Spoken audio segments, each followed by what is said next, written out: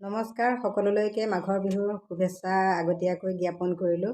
আৰু যিহেতু মাঘ বিহু পালেহি তাৰ কাৰণে মই মাঘ বিহুৰ এফাকি বিহুগীত গাই দিছোঁ।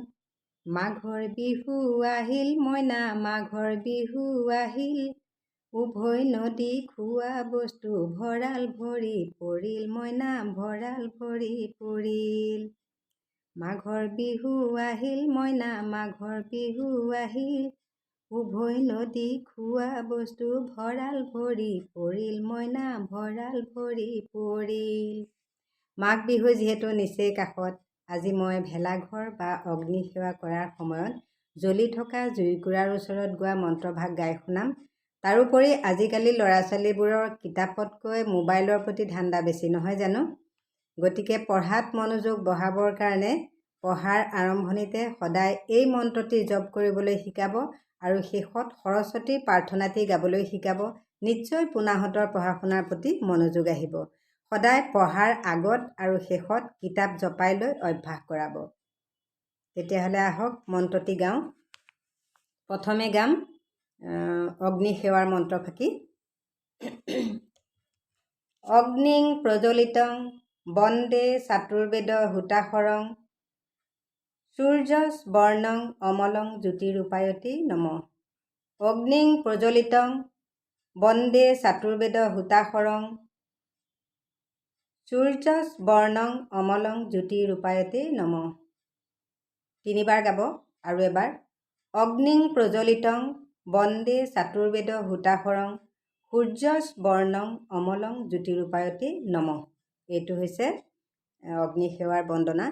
আপোনালোকে অগ্নি সেৱা কৰা হয়তো বহুতেই জানে, আৰু যিসকলে নাজানে সেইসকলেও শিকি সেই মন্ত্ৰভাগি গাই মানে অগ্নি পূজা কৰিব বুলি মোৰ বিশ্বাস।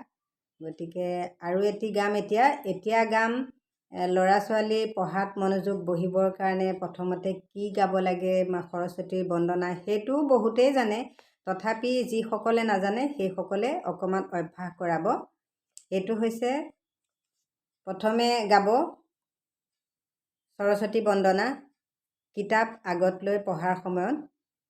জয় জয় দেৱী চৰাচৰ চাৰি, কণ্ঠ বিভূষিত মুক্তা হাৰে, বীণা ৰঞ্জিত পুস্তক হস্তে, ভগৱতী ভাৰতী দেৱী নমস্তে। জয় জয় দেৱী চৰাচৰ চাৰে, কণ্ঠ বিভূষিত মুক্তা হাৰে, বীণা ৰঞ্জিত পুস্তক হস্তে, ভগৱতী ভাৰতী দেৱী নমস্তে। এইটো পঢ়াৰ আৰম্ভণিতে। তাৰপিছত পঢ়াৰ শেষত গাব, কিতাপ জপাই লৈ পেলাই গাব সৰস্বতীৰ মন্ত্ৰফাঁকি। সৰস্বতী সৰস্বতী লোকে বোলে সৰস্বতী, আমি বোলো আই, যিখিনি পাহৰো দিবা সোঁৱৰাই। সৰস্বতী সৰস্বতী লোকে বোলে সৰস্বতী, আমি বোলো আই, যিখিনি পাহৰো দিবা সোঁৱৰাই। খৰি খৰি খৰি বৰদুৱাৰ খৰি, খৰিয়ে মেলিলে পাত, আই সৰস্বতী কণ্ঠত থাক।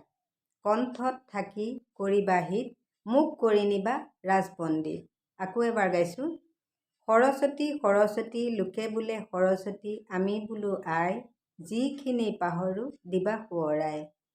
খৰি খৰি খৰি বৰদুৱাৰ খৰি, খৰিয়ে মেলিলে পাত, আই সৰস্বতী কণ্ঠত থাক। কণ্ঠত থাকি কৰিবা হিত, মোক কৰি নিবা ৰাজপণ্ডিত। এইবুলি কিতাপখন জপাই দিব। আৰু তেনেকৈ হয়তো অভ্যাস কৰিলে মোৰ বিশ্বাস ল'ৰা ছোৱালী অকণ পঢ়া শুনাৰ প্ৰতি মনোযোগ আহিব। আৰু মোৰ ছোৱালীকেইজনীও, মোৰতো তিনিজনী ছোৱালী, গতিকে মোৰ তিনিওজনী ছোৱালীকে মই এনেধৰণেই অভ্যাস কৰাইছিলোঁ। প্ৰথমতে আৰম্ভণিৰ ফাঁকি গোৱাওঁ, তাৰপিছত শেষৰ ফাঁকি গোৱাই তেওঁলোকক কিতাপ জপাই মানে কিতাপৰ পৰা আঁতৰি যাবলৈ। সদায় কিতাপ মেলি কোনো সময়ত কিতাপ মেলি পেলাই শেষ প্ৰাৰ্থনাটি কেতিয়াও কিতাপ মেলি ঘূৰাবলৈ নিশিকাব। নমস্কাৰ তেতিয়াহ'লে, বাই বাই।